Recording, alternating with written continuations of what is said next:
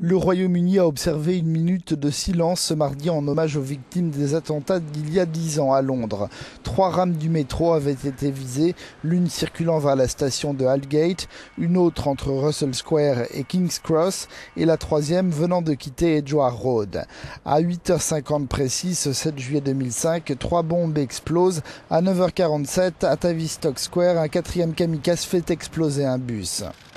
Le maire de Londres, Boris Johnson, et le Premier ministre David Cameron ont déposé des gerbes au monument érigé à Hyde Park à la mémoire des 52 personnes tuées. En ce jour, nous nous souvenons de l'incroyable résolution et détermination des Londoniens et du Royaume-Uni. C'est un jour où nous nous rappelons la menace à laquelle nous sommes toujours confrontés. Mais avant tout, nous pensons à la dignité des familles de victimes face à tout ce qu'elles ont traversé.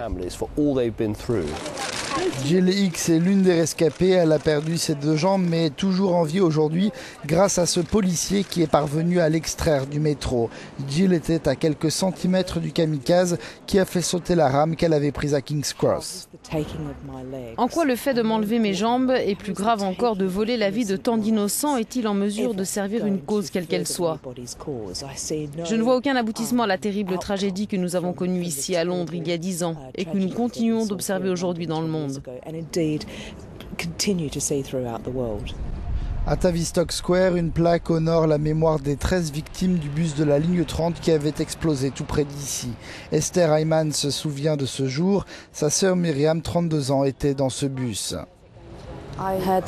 J'ai entendu qu'il y avait eu une explosion dans un bus et je me suis dit, mon Dieu, s'il y a des explosions dans le métro et ensuite dans un bus, je ne sais pas où ça va s'arrêter. Mais bien sûr, je ne me suis pas rendu compte tout de suite que ma sœur était en fait dans ce bus.